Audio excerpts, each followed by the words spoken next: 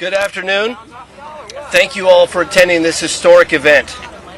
My name is James Fox. I've been investigating UFO cases, now referred to as UAP, across the globe for over 30 years. And I've directed 7 feature-length documentaries on the subject. In recent years, Congress has held multiple public hearings on UAP, which is a dramatic shift towards transparency. And thanks to many members of Congress, the issue is now being taken very seriously. We, the people, are finally hearing accounts in a credible setting from first-hand U.S. military personnel about highly advanced unknown craft that fly rings around our frontline fighter jets. With President Trump's unprecedented directive to release UAP files, we are seeing more and more of these type of craft captured on various government sensors, and I'm told this is just the beginning. One of the aspects to the phenomenon that's spoken about with less frequency are close encounters of the third kind. Reporting by witnesses of entities of non-human sentient beings connected to the craft. Don't take it from me. Some of these reports come directly out of the United States Air Force's own files. In fact, the very scientists who coined the phrase close encounters of the third kind investigated cases for the United States Air Force from 1947 to 1969, Dr. J. Allen Hynek. According to Hynek, it was cases like those that the United States Air Force desperately tried to keep secret, because it's one thing to try and confuse the public with weather balloons and swamp gas, and another entirely different when dealing with credible reports of non-human beings on the ground. I personally investigated one such case for over 16 years. The case occurred in Varginha, Brazil in 1996 and involves dozens of first-hand reports of UAP and direct contact with living, intelligent, non-human beings who, according to multiple Brazilian witnesses, were flown out of Brazil to the United States in January of 1996. Recently, the former Brazilian Ministry of Defense, Aldo Rebelo, confirmed the incident occurred and stated, if the U.S. disclosed information on this case, then we in Brazil could do the same. Mr. President, I am respectfully requesting that you declassify and release all files related to this case and others like it. We the people have a right to know. Reality should not be classified. Thank you.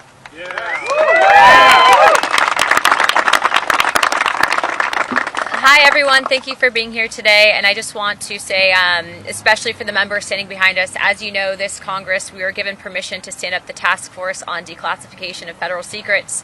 Many of our colleagues did not believe in this up until really the videos started coming out, and had it not been for the efforts of Representative Burleson, Burchett, Moskowitz, and the countless of other members who have backed us in this fight, you probably wouldn't see some of these files and videos that are coming out today. But it doesn't just stop here. For some time we've been pushing for there to be legislation, whether it be whistleblower protections or the UAP Disclosure Act, and it's been time and time again stonewalled by various intelligence agencies and staff within the House of Representatives, which is why we are grateful to the administration and their effort, as well as Stephen Miller's office, in pursuing the truth, something that we all should deserve transparency on. And so our next call to action will be that we are meeting with the White House. We are requesting that whistleblowers receive temporary immunity or permanent immunity, and if they are able to divulge whether it is locations of craft and or advanced technologies. As you know, this is something that we are all wanting to know the truth on, and again, without your cooperation we wouldn't have been where we are at today, and so thank you. I'd like to now introduce Representative Eric Burleson. Thank you all for being here today. I want to first begin by thanking everyone that's here, and I want to thank my colleagues behind me, this task force. We could not do this without the incredible leadership of Representative Luna and my colleagues on the team. We also wouldn't be here today if it weren't for the brave men and women who have come forward as whistleblowers, who have plowed that soil. We wouldn't be here without these individuals. And we also wouldn't be here celebrating the victories that we have were it not for President Trump. We finally have a leader that the American people can trust to challenge institutions that have grown far too comfortable operating without accountability. For decades, the American people have been treated like children, told that our government secrets that they don't get to know. Don't ask, don't expect answers, just trust the process. Well, the American people are done with that answer, and I'm done with that answer. Over the last 3 years, we have made more progress on this issue than at any point in modern history. We've held hearings. We've reviewed Russian and Brazilian records, including a formal FBI inquiry into the '96 Varginha incident, where witnesses alleged the Brazilian military captured non-human entities and craft and buried the truth. Today, Aldo Rebelo, who was the Ministry of Defense at the time, came forward and admitted that this event was true. We've sent targeted inquiries into MIT Lincoln Laboratories, MITRE, and every government agency that's been connected to UAP. We've worked with lawmakers across 4 continents. We've sought answers on cases like Matthew Sullivan, a would-be whistleblower whose tragic death deserves far more scrutiny than it has received. We've obtained video evidence, including the MQ-9 footage of a UAP incident off the coast of Yemen, delivered to my office through what can only be described as a Tom Clancy-style dead drop. Someone felt that they had, now think about this, someone felt they had to secretly hand information to an elected official, a member of Congress. Why would anyone fear bringing information to Congress? They shouldn't. We are no longer asking hypothetical questions anymore. Congress is requesting specific records and videos. These agencies and contractors know that they exist, and we're going to get them released. We continue to receive credible claims of recovered craft and reverse engineering programs that may have operated for decades outside of any oversight. Those claims point to specific facilities, contractors, records, and people. Congress has a constitutional duty to follow them, and that duty does not vanish because someone stamped a document classified 30 years ago. It does not vanish because some bureaucrat says so. It does not vanish because a program has become so compartmentalized that even elected officials are expected to look the other way. The Constitution gave Congress oversight, authority for a reason.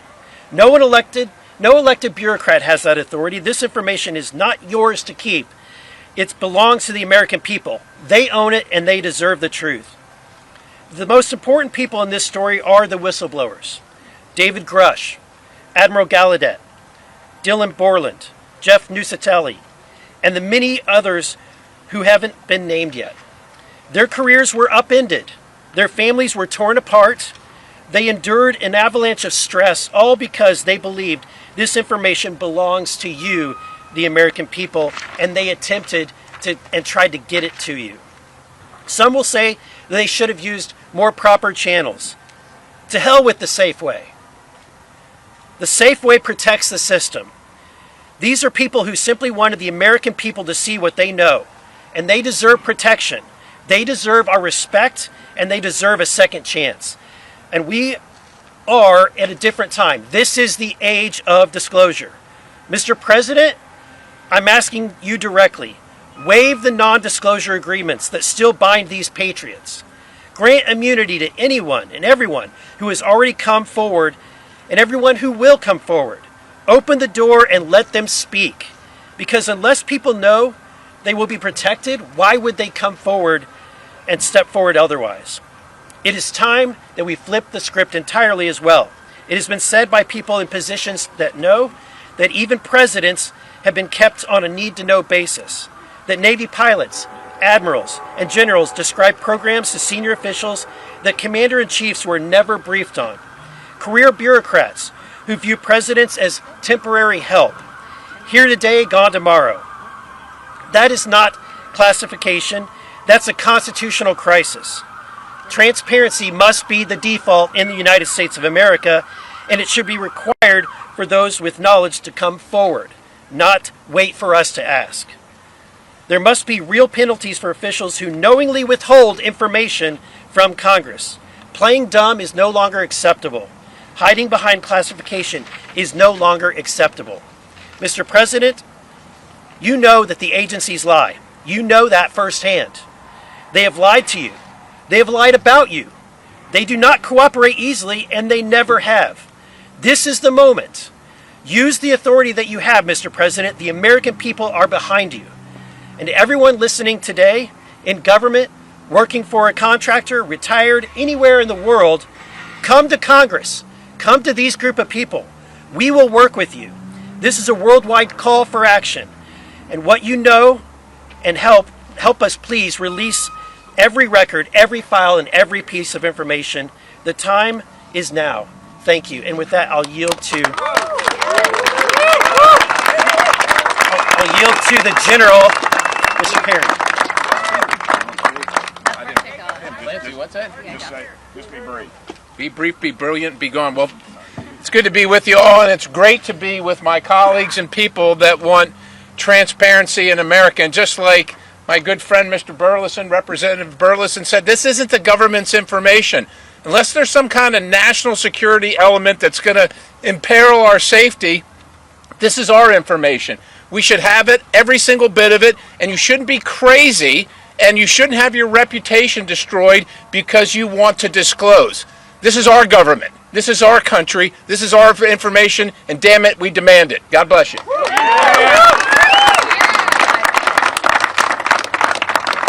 Thank y'all. My name's Congressman Tim Burchett, and I know y'all got up this morning and said, "Dadgum, I hope I get to stand out in the heat and listen to some redneck talk for too long." Well, I'll keep it short. I am a redneck, proudly.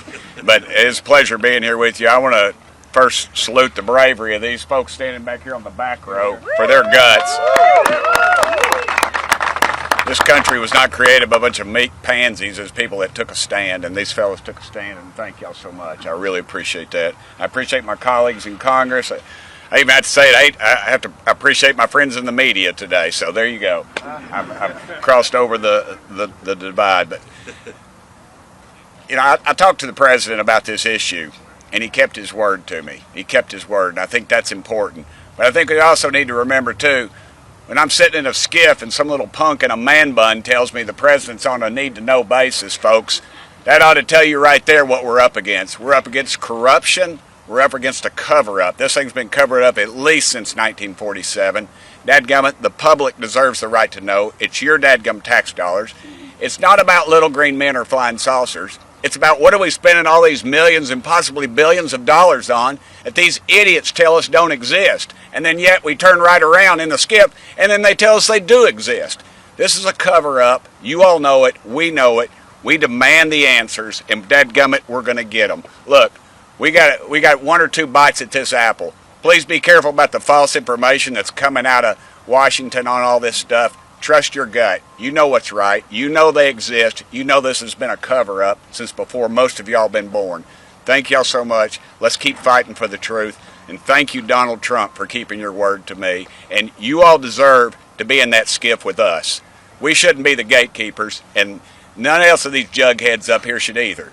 All right? Let's get at it. Thank y'all.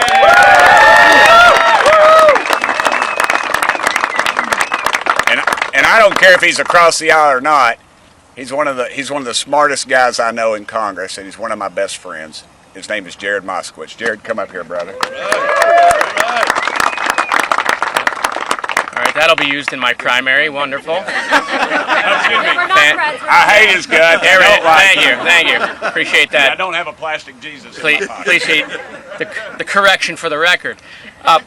Anyways, it's a pleasure to be here. It's a pleasure to be here with my colleagues, and let me thank the men and women behind them, not just for their courage, but for their service to the country. And that's what's changed. I mean, look, this conversation started years ago with people like the late Harry Reid, and then Marco Rubio and Chuck Schumer, and now my colleagues and many others in the House. But one of the things that changed is the quality and the caliber of people who are coming forward who have served our military, decorated people with the experience, airline pilots, and the technology in our hands, and the technology that our military has. That's what's changed. And what's also changed is we started asking questions, very simple questions. And this is what got me interested in the topic. We would ask questions, and they would then push back. And we would ask more questions, and the pushback became more significant. We would try to put language in an amendment, in a bill, and they would oppose it. They would secretly go to the chairman of committees to strip that language out. And that became clear to us that they were hiding something. And so listen, I don't know what the full truth is, but I know we're being lied to. And the American people know that also. And so look, the time for disclosure is now. Disclosure today, disclosure tomorrow. The American people have a right to know. We know about these advanced technology programs. We know they come out of Area 51. They did when we went to kill Osama bin Laden with an advanced technology helicopter that Congress never funded. There's trillions of dollars missing at the Pentagon. Where does that money go? And so it's time for the government to come forward. And what we need is we need your help. All of you here. I get asked this question by people in my community more than anything else. What does the government know, and why aren't they telling us? The American people can handle it. They can handle it. I trust them. And it's time that we tell them the truth. Thank you.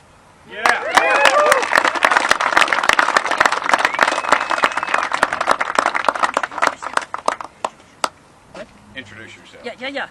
My name is Leslie Kane. I'm one of the reporters who wrote the 2017 New York Times story that fundamentally changed the conversation about UAP. In the years that followed, members of Congress met with Navy pilots and received classified briefings. Some came to realize that the observed objects were highly unlikely to be American, Russian, or Chinese technology, but nobody would publicly confirm what they were. Then, in 2023, the conversation changed again. Former intelligence official and whistleblower David Grusch met with members of Congress, providing them with detailed information about covert government programs that he said possessed craft of non-human origin. This had been hidden from congressional oversight for decades. I was privileged to have interviewed Mr. Grusch extensively before publishing his story with my colleague Ralph Blumenthal 3 years ago. 6 weeks after the story broke, Mr. Grusch testified under penalty of perjury in an open congressional hearing.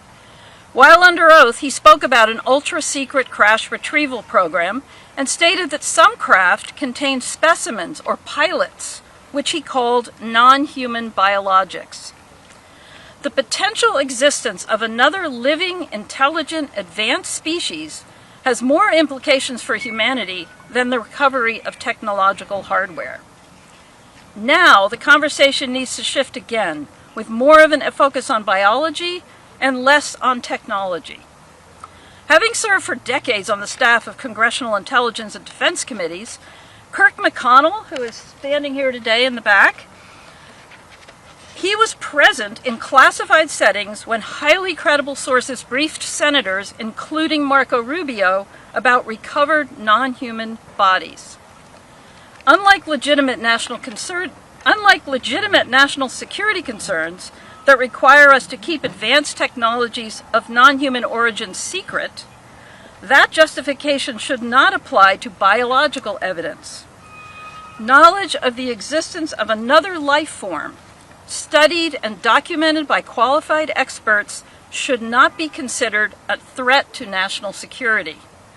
By what authority can any institution withhold confirmation of what may be the most consequential scientific discovery in human history?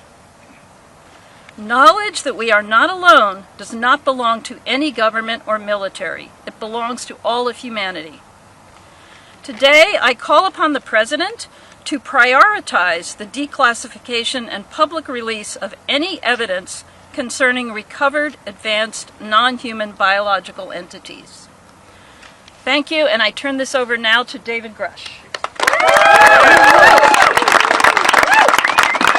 I'm tall. I'll try to enunciate. Good afternoon. I'm here today because my leadership on the disclosure issue is part of my continued service to the nation. I took an oath as an Air Force officer swearing allegiance to the principles and the framework of the U.S. Constitution. I took that oath seriously then, and I take that oath seriously now. And if this is one of my final duties of public service, I want it to be this: helping Congress and the President restore lawful accountability over activities and spending that should never been placed beyond constitutional oversights, and to be transparent with the American people. There are a myriad of issues across multiple cultural, religious, and institutional spectrums. The topics here that we're discussing today go beyond life in the universe. There are serious homeland security and airspace safety issues. There are relevant counterintelligence and technology protection issues that must be taken into consideration. For decades, unknown objects have freely operated in restricted airspace in large metropolitan areas and critical infrastructure, and the agencies responsible for securing the homeland cannot adequately defend against it. This is a serious national security issue. In my official duties, I was exposed to human and signals intelligence information concerning foreign adversary, UAP crash retrieval, exploitation and study efforts, adversary views on U.S. legacy program reverse engineering efforts, and U.S.-held audiovisual information related to crash retrieval matters, such as the recovered vehicles and the associated biological material. One must always be concerned about adversarial disinformation when you're getting foreign intelligence, but I was able to cross-verify this information internally to back up the foreign government assertions. Many of the president's team has been kept in the dark by high-ego, politically appointed actors, both because of incompetence and malicious intent has subverted the president's order on this issue. Furthermore, some of this foreign intelligence has not been provided to Congress despite lawful requests to the Defense Intelligence Agency last summer, and also having formally been published across the IC and analyzed by such analytical centers such as NASIC. These records belong under congressional oversight, and I believe DIA should stop obstructing Chairwoman Luna's task force and provide those documents to Congress and enter it through mandatory declassification review so the American public can see some of the foreign intelligence I had access to. Secrecy around this issue did not appear overnight. Subsequent executive orders, Secretary of Defense memorandums, compartmented security, basically nullified Congress's role with the judicial branch with oversight of this issue. Remember, classification exists to protect the nation. Executive Order 13526 discusses what can and cannot be classified. Embarrassment, hiding funds, criminal activity, and the basic information about scientific information in the universe is unlawful for it to be classified. And this is why whistleblower protections matter. Through my federal litigation ongoing with the Department of War, I learned that the Air Force worked with an external agency to seek an investigation of me for alleged unauthorized disclosures punishable under the Espionage Act after I testified in front of Congress in 2023, discussing the results of my congressionally directed investigation in support of the first Trump administration. This should concern every member of Congress, regardless of party. To this day, I'm still fighting years of record withholding, administrative obstruction, and a prolonged effort to get a medical military retirement that I still am not in a retired status. This is also a real fraud, waste, and abuse issue. President Vance's task force is sharply focused on the issue of misuse of funds. The same accountability problem applies here. And during my investigation, I found slush funds to the tune of billions of dollars per annum for these activities. We cannot have one standard for the American people and another standard for the deep state that hide behind the veil of secrecy. President Trump has the authority to create an enduring legacy of government transparency, accountability consistent with national security protections. Disclosure should not depend on leaks. It should not depend on the public taking my word for it or anyone else's. American people deserve more than vague denials and selective releases of prior administrations, to include through troubled organizations such as ARROW. I applaud the President's efforts and his promise to show true American leadership on this issue of massive worldwide interest, over 1 billion views on the File Drop website. So the time has come to stop asking the public to trust secret conclusions. Instead, provide an honest accounting of what it knows, what it's done, and what has been withheld. God bless America.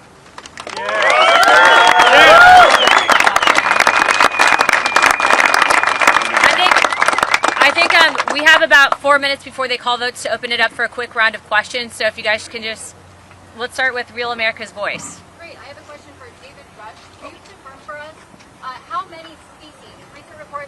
are perhaps 4 different alien species raised. Lauren, how many species are you aware of? I certainly don't have the compendium. It's a continuum from corporeal, bipedal type life to, what I would consider as like sentient plasmoid life. But there are several that the U.S. government is aware of.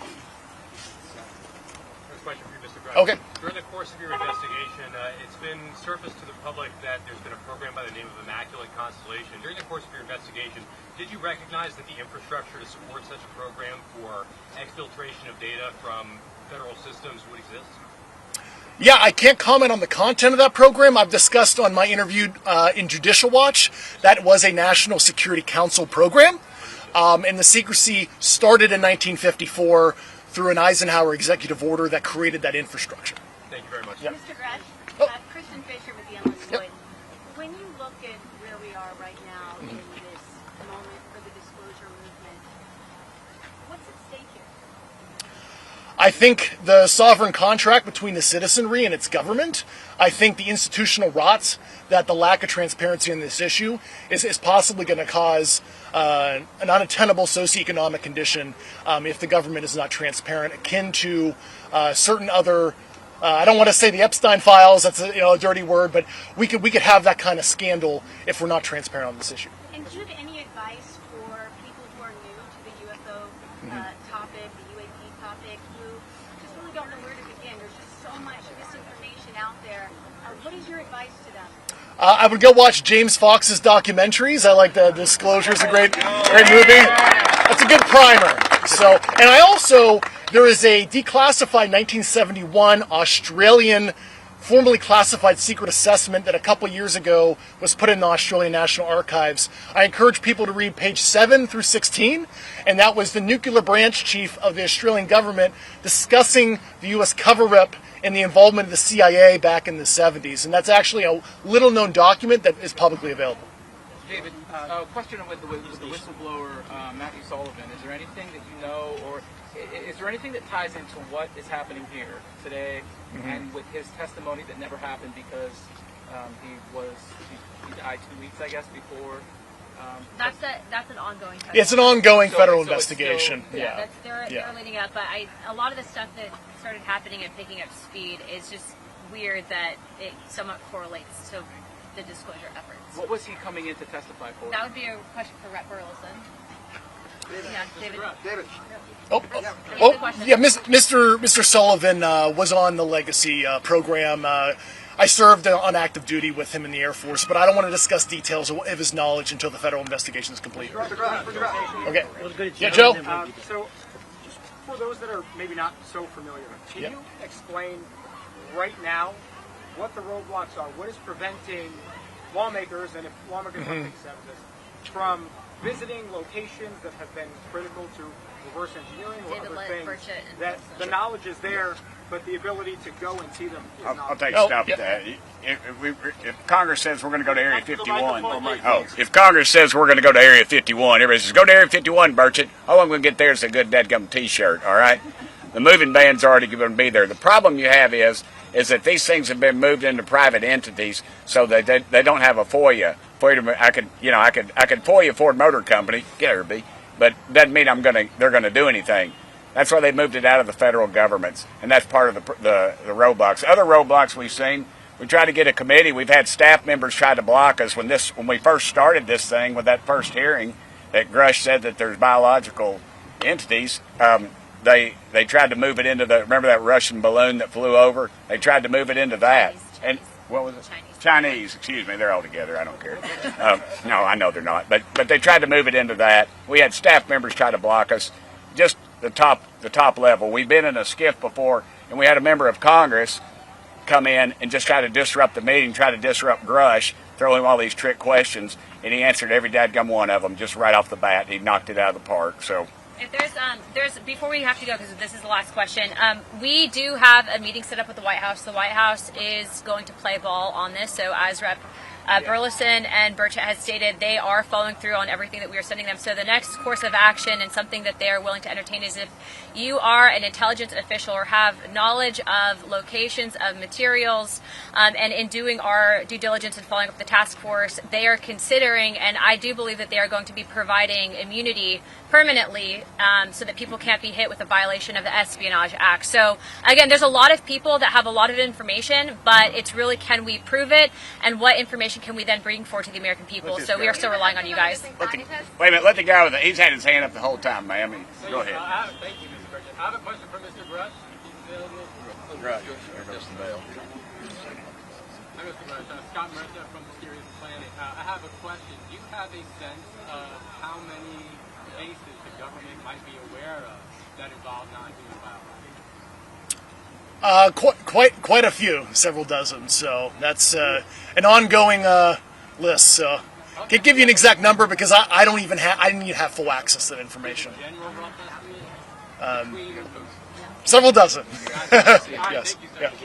Bottom line, we got to go vote. Bottom line, we wouldn't be here if it weren't for the bravery of these individuals who came forward, Mr. Grush, and all of the whistleblowers. We wouldn't be here if it weren't for the political courage of my colleagues who took this issue from being a fringe issue to being something that everyone is talking about and is no longer a fringe issue. And we wouldn't be here if it weren't for this president who has taken a decades-long request and finally brought us into the age of disclosure.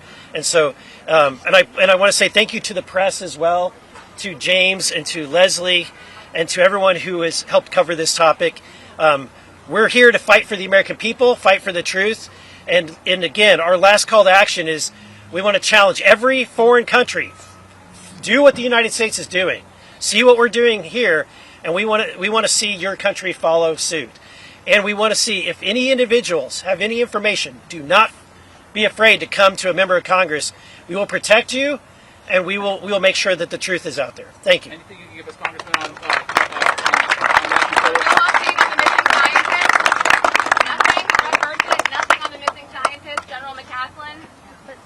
It's shady. Y'all are the media. You figure it out. Of course there's something going on. You had 14 rabbis, 14 preachers, 14 used car salesmen disappear. You'd be asking questions. There's something going on. What? Congressman. Thomas Keene Jr., the missing congressman. Nothing to do with UFOs. I think he's just ill. What's the biggest wow that you've seen, Congressman Burchett? Well, since you bear a striking resemblance to Steven Spielberg, I'm going to answer this. But Matthew McConaughey is going to play Tim Burchett in the Tim Burchett story, okay? I just want you to know that. I can't talk about it. That's the problem. I got to go. Thank y'all. Hey, tell your people to call their dadgum congressman, all right? We want disclosure. That's all you got to say, disclosure.